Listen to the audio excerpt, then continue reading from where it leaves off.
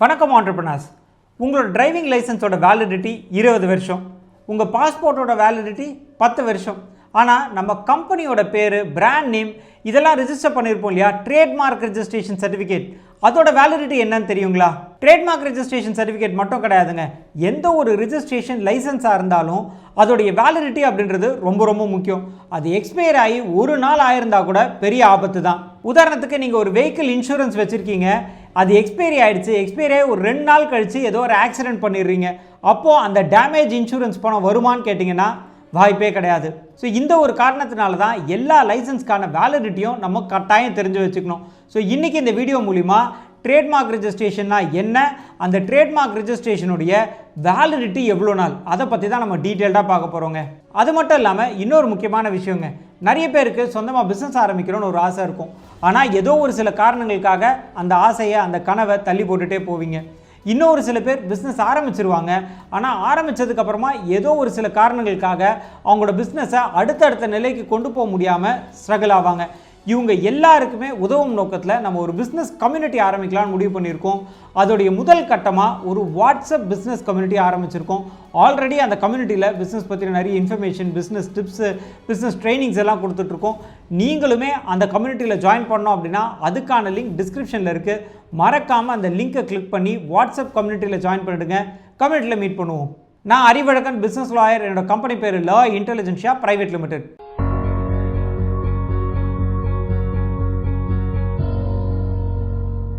முதல்ல ட்ரேட்மார்க் அப்படின்னா என்னன்னு பார்த்துடலாங்க.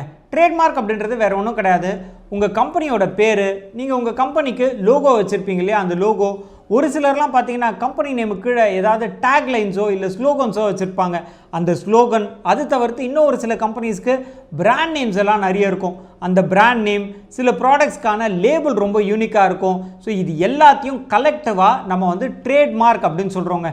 ரொம்ப சிம்பிளாக சொல்லணும் அப்படின்னா எதெல்லாம் உங்கள் பிஸ்னஸோடைய ஐடென்டிட்டியோ அது எல்லாமே ட்ரேட்மார்க் தாங்க. சரி, அடுத்து ட்ரேட்மார்க் ரிஜிஸ்ட்ரேஷன் அப்படின்னா என்னன்னு தெரிஞ்சுக்கணும் இல்லையா. இப்போ நான் சொல்லியிருந்தேன் இல்லையா, இந்த ஐடென்டிட்டி எல்லாமே உங்களுக்கும் உங்கள் கம்பெனிக்கு மட்டும்தான் சொந்தம் அப்படின்னு ஒரு எக்ஸ்க்ளூசிவ் ரைட்டை சென்ட்ரல் கவர்மெண்ட் கொடுப்பாங்க. அந்த ரைட்டோட பேர் தான் ட்ரேட்மார்க் ரிஜிஸ்ட்ரேஷன். சரி, நெக்ஸ்ட் நம்ம அந்த வேலிடிட்டி பற்றி பார்த்துருந்தோம் இல்லையா. ஒரு ட்ரேட்மார்க் ரெஜிஸ்ட்ரேஷனுடைய வேலிடிட்டி என்ன அப்படின்றத தெரிஞ்சுக்கணும்னா அதுக்கு முன்னாடி இந்த ட்ரேட்மார்க் ரெஜிஸ்ட்ரேஷன் ப்ராசஸ் என்ன அப்படின்னு நம்ம தெரிஞ்சுக்கணும். சுருக்கமாக பார்த்துடலாங்க. முதல் ஸ்டெப் என்ன அப்படின்னு பார்த்தீங்கன்னா, இந்த ட்ரேட்மார்க் ரெஜிஸ்ட்ரேஷனுக்கான அப்ளிகேஷன் ஃபார்ம் இருக்குது. அந்த அப்ளிகேஷன் ஃபார்மை ஃபில் பண்ணி இதுக்கான ஃபீஸை பே பண்ணோம் அப்படின்னா நம்மளுக்கான டிஎம் நம்பர், அதாவது ட்ரேட்மார்க் அப்ளிகேஷன் நம்பர் அப்படின்றத கவர்மெண்ட் அலோகேட் பண்ணுவாங்க. அடுத்த ரெண்டாவது ஸ்டெப் என்ன அப்படின்னு பார்த்தீங்கன்னா, ஃபார்மாலிட்டி செக் பாஸ். அதாவது நம்மளுடைய அப்ளிகேஷனில் டீட்டெயில்ஸ் எல்லாம் கரெக்டாக கொடுத்துருக்கோமா அப்படின்றத செக் பண்ணி ஏதாவது மிஸ் ஆகுது அப்படின்னா ஃபார்மாலிட்டி செக் ஃபெயில், எல்லாமே கரெக்டாக இருக்குன்னா ஃபார்மாலிட்டி செக் பாஸ். அடுத்து மூணாவது ஸ்டேஜ் என்ன அப்படின்னு பார்த்தீங்கன்னா, எக்ஸாமினேஷன் ஸ்டேஜ். இதுதான் இந்த ட்ரேட்மார்க் ரெஜிஸ்ட்ரேஷன் ப்ராசஸ்லேயே ரொம்ப முக்கியமான ஸ்டேஜுங்க.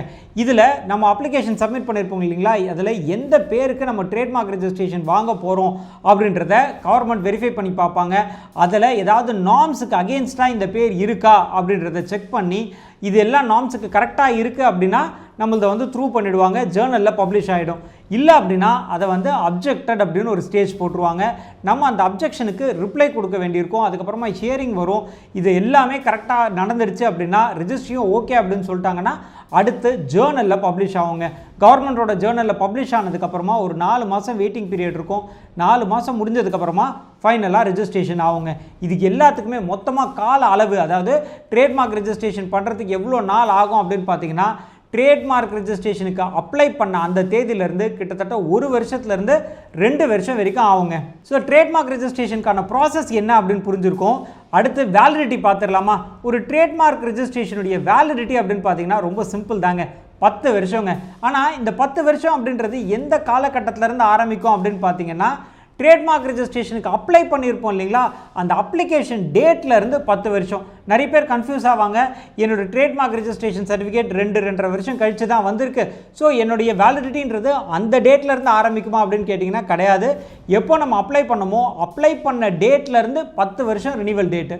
சரிங்க, வேலிடிட்டி பற்றி பார்த்துட்டோம். அடுத்து ஒரு முக்கியமான விஷயங்க, நிறைய பேர் இப்போ தான் சொந்தமாக பிஸ்னஸ் ஆரம்பிக்கலாம் அப்படின்ற அந்த ப்ராசஸில் இருந்துட்டு இருப்பீங்க. நீங்கள் பிஸ்னஸ் ஆரம்பிக்க போகிறீங்க அப்படின்னா உங்கள் பிஸ்னஸ்க்கு தேவையான ரிஜிஸ்ட்ரேஷன்ஸ் என்ன, லைசன்சஸ் என்ன, அது எப்படி வாங்குறது, அதுக்கு தேவையான டாக்குமெண்ட் என்ன, இதெல்லாம் பற்றி ஒரு டீட்டெயில்டாக PDF டாக்குமெண்ட் க்ரியேட் பண்ணியிருக்கோம். உங்களுக்கு அந்த PDF டாக்குமெண்ட் தேவைப்படுது அப்படின்னா டிஸ்கிரிப்ஷனில் அதுக்கான லிங்க் இருக்குது. அந்த லிங்க்கை கிளிக் பண்ணி அந்த PDF டாக்குமெண்ட்டை ஃப்ரீயாகவே டவுன்லோட் பண்ணிக்கலாங்க. இந்த வேலிடிட்டி முடிஞ்சிருச்சு, ஆனால் நம்ம வந்து ட்ரேட்மார்க்கை வந்து ரினியூ பண்ணலை அப்படின்னா என்னெல்லாம் கான்சிக்வன்சஸ் வரும், அதாவது என்னெல்லாம் பிரச்சனைகள் வரும் அப்படின்னு பார்த்தீங்கன்னா, முதல் பிரச்சனை அப்படின்றது நம்மளோட என்ன பிராண்ட் நேமோ அந்த பிராண்ட் நேமு ட்ரேட்மார்க் ரிஜிஸ்டர்லேருந்து ரிமூவ் ஆகிடுங்க. அதாவது இதுக்கப்புறமா உங்களோட பிராண்டுக்கு ரிஜிஸ்டர்ட் ஸ்டேட்டஸ் இல்லை அப்படின்னு சொல்லி ட்ரேட்மார்க் ரிஜிஸ்ட்ரி அதை ரிமூவ் பண்ணிடுவாங்க. ஸோ நம்மளோட ரைட்டை நம்ம லூஸ் பண்ணுறோங்க. ரெண்டாவது முக்கியமான காரணம், நம்ம லீகல் ப்ரொடெக்ஷனை இழக்கிறோம். அதாவது நம்ம ட்ரேட்மார்க் ரெஜிஸ்ட்ரேஷன் பண்ணிட்டோம் அப்படின்னா வேற யாருமே நம்மளோட பிராண்டை டூப்ளிகேட் பண்ண முடியாது இல்லைங்களா. இஃப் சப்போஸ் டூப்ளிகேட் பண்ணாலுமே நம்ம கோர்ட்டுக்கு அப்ரோச் பண்ணி அவங்களோட பிராண்டை நம்ம வந்து நிப்பாட்டலாம். ஆனால் நம்மளுக்கு அந்த ட்ரேட்மார்க் ரெஜிஸ்ட்ரேஷன் அப்படின்ற அந்த சர்டிஃபிகேட் எக்ஸ்பைரி ஆயிடுச்சு அப்படின்னா அதுக்கப்புறமா நம்ம கோர்ட்டுக்கு போகவே முடியாது. கோர்ட்டுக்கு போனாலுமே நம்ம வந்து அந்த சர்டிஃபிகேட்டை சாட்சியாக சப்மிட் பண்ண முடியாது. ஸோ நம்மளுடைய உரிமையை இழக்கிறோம். அண்ட் இதெல்லாம் விட இன்னொரு பெரிய சிக்கல் இருக்குங்க. என்னென்னா, காம்படிட்டர்ஸ் எப்பயுமே நம்ம ட்ரேட்மார்க் ரெஜிஸ்ட்ரேஷனோட ஸ்டேட்டஸை வாட்ச் பண்ணிகிட்டே இருப்பாங்க.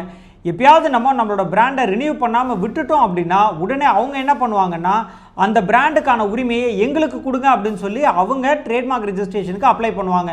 அந்த சமயத்தில், அதாவது நம்மளோட பிராண்ட் வந்து லைவ்ல இல்லை, எக்ஸ்பைரி ஆகிடுச்சு, ரிஜிஸ்டர்லேருந்து ரிமூவ் ஆகிடுச்சு அப்படின்னா கவர்மெண்ட் நம்மளோட காம்படிட்டருக்கு அந்த பேரை கொடுக்கறதுக்கான சான்சஸ் இருக்குங்க. ஸோ இந்த சமயத்துலையுமே நம்ம பெரிய சிக்கலை சந்திப்போம். இதை அவாய்ட் பண்ணணும் அப்படின்னாலுமே நம்மளோட பிராண்டை ப்ராப்பராக பார்த்து வேலிடிட்டி முடியறதுக்கு முன்னாடியே ரினியூ பண்ணி வச்சுக்கணுங்க. சரிங்க, இன்னும் நிறைய பேருக்கு ஒரு முக்கியமான சந்தேகம் இருக்கும். என்னோட பிராண்டு எக்ஸ்பைரி ஆக போகுது, எப்போ நான் என்னோட பிராண்டுக்கான ரினிவல் அப்ளை பண்ணலாம், முடியும் போதா, முடிஞ்சதுக்கு அப்புறமாவா, இல்லை எவ்வளோ காலகட்டத்துக்கு முன்கூட்டியே நான் வந்து இதுக்கான ரினிவலுக்கு அப்ளை பண்ணலாம் அப்படின்னு கேட்டிங்கன்னா, ஒரு வருஷத்துக்கு முன்னாடிங்க. உங்களோட பிராண்ட் நேம் இன்னைக்கு எக்ஸ்பைரி ஆகுதுன்னா அதுக்கு ஒரு வருஷம் முன்னாடியிலேருந்தே நீங்கள் அதுக்கான ரினிவலுக்கு அப்ளை பண்ணுற ப்ராசஸ்க்கு போயிடலாம்.